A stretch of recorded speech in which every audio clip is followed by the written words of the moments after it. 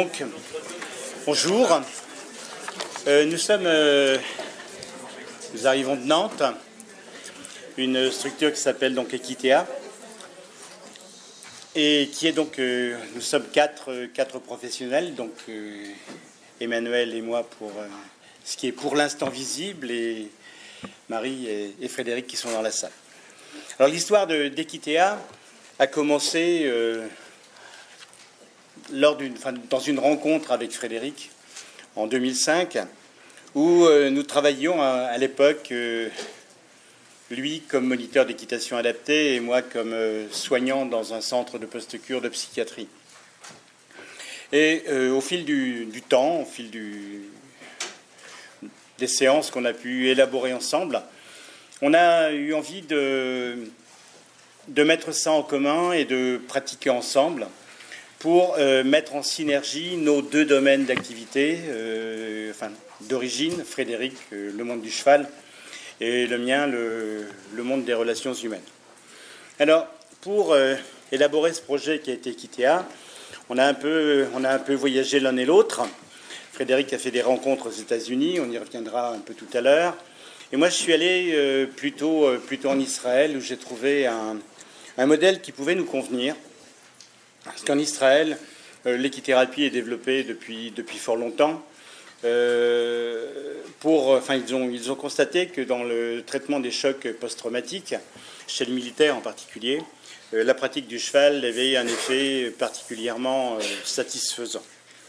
Et là-bas, ce que j'ai trouvé comme modèle, donc c'est déjà une formation, des gens qui étaient formés sur un modèle qui était origine des équithérapeutes, puisqu'ils portent ce titre en Israël, des gens qui viennent du milieu sanitaire et social, donc psychologues, éducateurs, assistants sociaux, et qui avaient, suite à ça, une formation très poussée, d'un niveau équivalent au monitorat d'équitation en France. Voilà ce qui faisait des gens qui étaient donc des équithérapeutes avec une double formation très complète. Ensuite, c'était le mode d'intervention aussi, puisque on sait très bien qu'en équitation adaptée ou en équithérapie, il faut beaucoup de monde. Donc, dans ce modèle israélien, ce centre où il y avait 13 équithérapeutes, ils avaient 300 bénévoles à l'année, donc avec quelqu'un qui gérait les bénévoles, et des bénévoles qui étaient formés.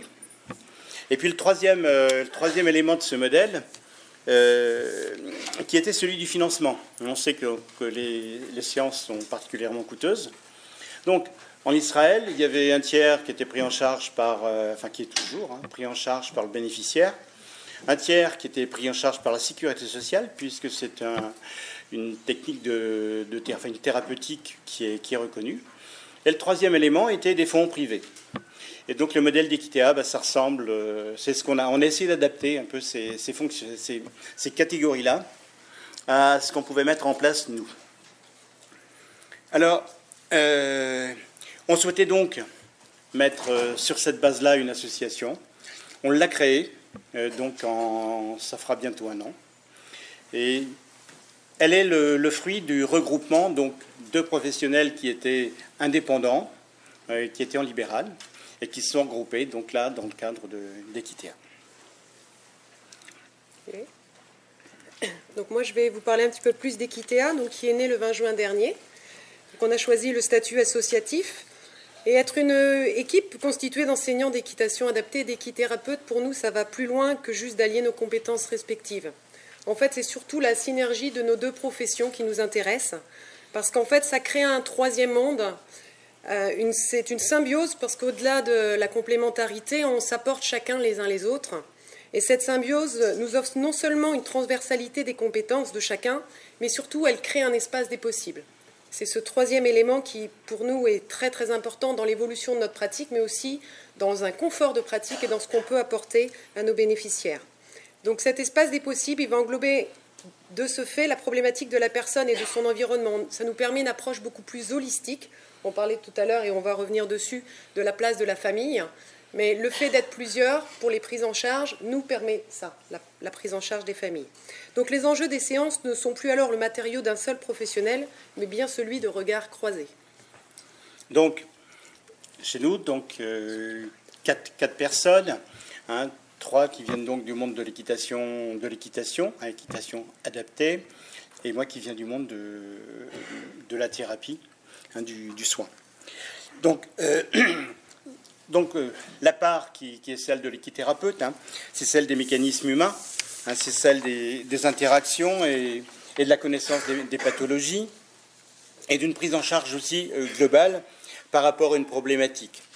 Le travail des émotions, le ressenti, enfin, vous connaissez pour la plupart ici, j'imagine, tous ces accents, hein, du travail qu'on peut avoir, qu'on peut faire. Mais de mon point de vue, quand je travaillais, c'est aussi la rencontre avec Frédéric qui m'a apporté ça, qui m'a fait avancer là-dessus, c'est que de mon point de vue, l'équithérapeute n'a pas forcément tous les outils ou par rapport au cheval, hein, n'a pas forcément tous les outils qui lui permettent d'aller jusqu'au bout du cheval. Hein. Et donc, c'est cette envie aussi de pouvoir passer la main à un autre professionnel sur le même registre qui m'a amené donc à faire cette démarche et à proposer dans un premier temps à Frédéric de collaborer ensemble. Puisque donc, lui de son côté, c'est effectivement la part moniteur d'équitation adaptée, puisque Frédéric aussi a une qualification reconnue par la Fédération française d'équitation, puisqu'il est expert équidistant auprès de la Fédération. Voilà. Ainsi qu'Emmanuel d'ailleurs. Donc effectivement, moniteur d'équitation adapté, la rencontre avec le cheval dans son intégralité et en un instant donné, du pré, que ce soit de l'accompagnement du pré au cheval monté. Nous, on va essentiellement rechercher le bien-être du cavalier. Il n'est pas question de revenir sur son handicap, mais plutôt d'adapter nos méthodes, notre matériel, notre approche, notre pédagogie au handicap de la personne. En fait, on va essentiellement mettre un cadre qui va permettre à la personne d'approcher les chevaux dans toute la sécurité possible, qu'elle soit intérieure ou extérieure. Donc, adaptation de techniques de monte, donc on parlera de la monte en double un tout petit peu après, et également le rapport au mouvement du cheval, en dehors de tout projet pour le cavalier, autre que la rencontre avec le cheval et le bien-être que celle-ci peut procurer. Aussi, quand les émotions, les événements nous engagent sur des voies plus complexes ou qu'elles activent des points qui n'ont plus rien à voir avec le juste plaisir de la pratique équestre, l'équithérapeute va prendre la main. Alors, comment est-ce qu'on prend en charge vraiment ça sur le terrain? Alors, l'équipe Equitea, c'est effectivement donc Frédéric Iberti, donc équitation adaptée, il s'occupe aussi de la comptabilité dans la maison. Donc c'est Emmanuel qui fait aussi de l'équitation adaptée, qui est responsable aussi des chevaux et des bénévoles, c'est la même catégorie. Marie, qui est donc équitation adaptée, qui s'occupe aussi des recherches de financement. Et puis moi, donc l'équithérapie, et puis voilà, j'essaie de coordonner tout ça. Mais ce n'est pas simplement ça, l'équipe d'Equitea, c'est aussi beaucoup de bénévoles. Hein, donc nous avons un nombre important de bénévoles et de stagiaires. J'en profite pour... Non, c'est une plaisanterie. Voilà. Donc les bénévoles, chez nous aussi, c'est un travail à part entière et ils sont formés. C'est-à-dire qu'il y a des modules de formation des bénévoles qui permet, pour ceux qui viennent du milieu du cheval, d'appréhender la question des relations humaines, et pour ceux qui viennent des relations humaines, appréhender la question du cheval. Donc il y a vraiment un cursus de formation. Et puis l'autre équipe aussi, c'est les parents. Parce que chez nous, les parents, c'est une question qui était tout à l'heure, les parents sont complètement intégrés dans le travail, s'ils le souhaitent. Et pour ça, ils suivent en gros le cursus des bénévoles, c'est-à-dire qu'il y a une formation au travail avec les chevaux, et ainsi de suite, qui leur permet de travailler en séance avec les enfants. Donc ça, c'est des cas particuliers. Hein. On travaille beaucoup, on y reviendra tout à l'heure, à la monte en double. Les parents de jeunes enfants autistes, ça nous paraît tout à fait important, intéressant, que les parents soient dans la mouvance du travail. Voilà. Donc, la prise en charge des parents, pour nous, c'est effectivement quelque chose... Ils font partie de l'équipe, on le dit souvent. De toute façon, on forme une équipe dont vous êtes un des éléments. À vous de choisir votre place. Donc, effectivement, il peut y avoir on dépose les enfants, et puis voilà. Mais il peut y avoir aussi un engagement plus important. On y reviendra tout à l'heure sur une partie qui est aussi ce qu'on appelle, nous, la thérapie familiale dissociée. On y reviendra tout à l'heure, c'est une prise en charge un peu particulière. Donc, pour travailler, bon, effectivement, on a mis en place des réunions de travail, mais aussi beaucoup de débriefing, c'est-à-dire que la charge émotionnelle dans les séances fait qu'il y a besoin de débriefer, donc on débriefe souvent ensemble. Je crois qu'un thérapeute, un équithérapeute ne peut pas travailler tout seul. Il y a besoin effectivement de pouvoir avoir des haltères, et ça nous paraît, c'est pour nous une nécessité. Donc l'élément aussi, c'est comment on a informatisé bon nombre de choses, si bien qu'il y a chez nous, après chaque séance, un compte-rendu, et ce compte-rendu est accessible à chacun des professionnels. Les stagiaires qui travaillent avec nous sont aussi dans l'obligation de faire leur compte-rendu, et tout ça est intégré dans une base de données qui nous permet effectivement d'avoir un suivi, et quand on travaille avec les institutions, on intervient en synthèse, voilà, on peut produire des comptes-rendus, des documents. Voilà. C'est moi qui dis ça ? Oui, si tu veux. Okay. Donc sur le terrain, en fait, il n'y a pas de schéma prédéfini, car chaque cas va nous demander un ajustement qui va nous entraîner presque malgré nous. On ne peut pas vous dire demain ce qu'on créera. Ça se crée au fur et à mesure. Et le va-et-vient, il va se jouer autant dans l'espace que dans le temps. Effectivement, dans une même séance, on peut passer d'un travail à pied à un travail monté dans la même séance, ou un enfant qui descend un peu plus tôt et qui va rejoindre l'équithérapeute. Donc entre cheminement thérapeutique et cheminement d'un être devenu cavalier, homme-cheval, le temps d'une séance, on fait vraiment bouger les choses. Donc on va vous prendre deux exemples concrets, deux exemples qui sont justement des modèles qui se sont mis en place au fur et à mesure de notre coopération. Le premier est la monte en double.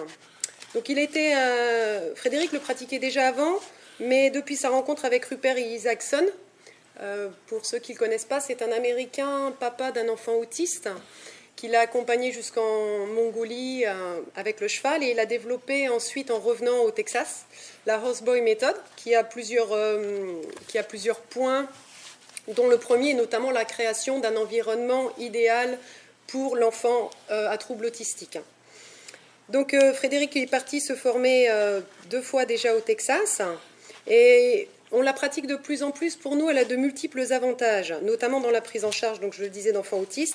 Mais c'est parce que quand vous montez en double derrière l'enfant, déjà vous n'avez pas la confrontation avec le regard visuel, ce qui est très compliqué avec les enfants autistes. Ah pardon, je mets le public là. Et puis également, pour passer les consignes, c'est plus simple. Donc le thérapeute, lui, lorsqu'il assiste à ces séances, ce qui est très important pour lui, c'est que finalement la position sécurisée de l'enfant, encadré par l'équitant qui est derrière, donc le professionnel, le moniteur d'équitation adapté en l'occurrence, ça va nous permettre d'expérimenter des mouvements de plus grande ampleur que si l'enfant était tout seul sur le cheval, au niveau de la sécurité. Et c'est bien vraiment le mouvement que crée le cheval, notamment sur le bassin de l'enfant, qui va nous permettre d'apaiser l'enfant. On parlait de l'effet anxiolytique du cheval. Et surtout, donc de stimuler physiquement et sensoriellement l'enfant dans une dimension qui serait impossible à imaginer autrement. Donc c'est ça là que le thérapeute va venir chercher. Donc ces stimulations vont solliciter de nouvelles connexions cérébrales et créer à la fois de nouveaux espaces d'échange et de nouveaux modes de communication. Là aussi, dans la monte en double, donc on est très encadré, d'où la nécessité d'avoir des bénévoles, parce qu'au niveau de la sécurité, il faut qu'on soit dans une sécurité maximale. Mais on va pouvoir introduire le parent. On a des séances, notamment, où, ça fait déjà quelques séances, c'est pas dès les premières séances, où bien on se retrouve à la fin, où le moniteur d'équitation adapté est derrière l'enfant, à cheval, et à la tête, qui c'est qui tient le cheval? Et bien c'est la maman ou le papa. Donc là aussi, on travaille avec les parents. Le deuxième exemple qu'on va vous présenter, c'est la thérapie familiale dissociée, et là, c'est... Voilà. Alors c'est quelque chose, c'est une façon de travailler qu'on a mis en charge progressivement. Ça fait maintenant plusieurs années qu'on a élaboré ça. Et ça a la forme suivante. Donc thérapie familiale, parce qu'il nous paraît évident qu'on ne peut pas prendre en charge un enfant sans que les parents au moins se questionnent sur le pourquoi du travail, ou surtout soient des acteurs du travail qui est engagé par leur enfant. Pourquoi dissocier? C'est parce que là aussi, il ne nous paraissait pas judicieux. Or, les accompagnements dont parlait Emmanuel tout à l'heure, c'est-à-dire qu'il peut y avoir de l'accompagnement, mais quand on parle thérapie familiale dissociée, c'est effectivement, il y a un système, il y a du systémique, hein, il y a un système familial à regarder de plus près. Il n'y a pas de trouble chez les enfants sans que les parents soient engagés voilà, dans cette affaire-là. Donc, dissocié parce que chacun vient en séance pour son propre compte. Les parents viennent en séance de leur côté et les enfants de leur côté. Un montage typique d'une séance de ce type-là, c'est que je prends en charge les parents et les enfants vont en séance, soit avec Frédéric, Marie ou Emmanuel. Ou Benjamin. Ou Benjamin, voilà. Et c'est à la fois nos débriefings qui permettent de rassembler ça, mais c'est surtout ce qui va se recomposer dans la famille, ce qui va se rediscuter à partir de cet événement qui est hors conflit, hors complications familiales, et qui va permettre de remettre de la communication et de tenter de rééquilibrer des choses, de réinverser des choses. Enfin, voilà. Quand il y a effectivement des pathologies importantes, elles sont aussi traitées, mais là, en tant que pathologie même, quoi. Voilà. Donc finalement, quelle que soit la porte d'entrée dans ces séances, l'intérêt, c'est que les allers-retours sont toujours possibles, même sans qu'ils soient formalisés au départ. Ils peuvent même arriver au sein d'une séance, quand équithérapie et équitation adaptée cohabitent, ce qui est le cas, donc effectivement, dans la monte en double, ce que je vous parlais tout à l'heure. Donc on va passer maintenant à ce qu'on a nommé, nous, ce qui ne sera pas sur votre papier, parce qu'on l'a renommé autrement, non pas l'intérêt des partenariats, mais plutôt l'intérêt de travailler ensemble et avec des chevaux.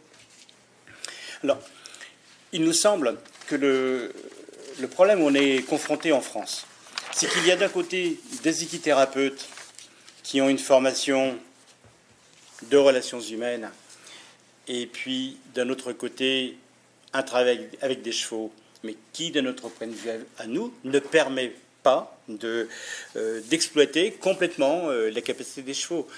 Des équithérapeutes, sauf si vous me contredisez, n'ont pas capacité ou n'ont pas autorisation à mettre des gens à cheval.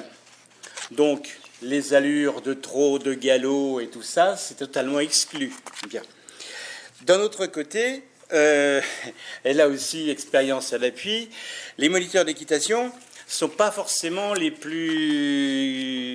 mieux formés pour la gestion des émotions, les relations humaines. Là, ce n'est pas un secret d'État non plus.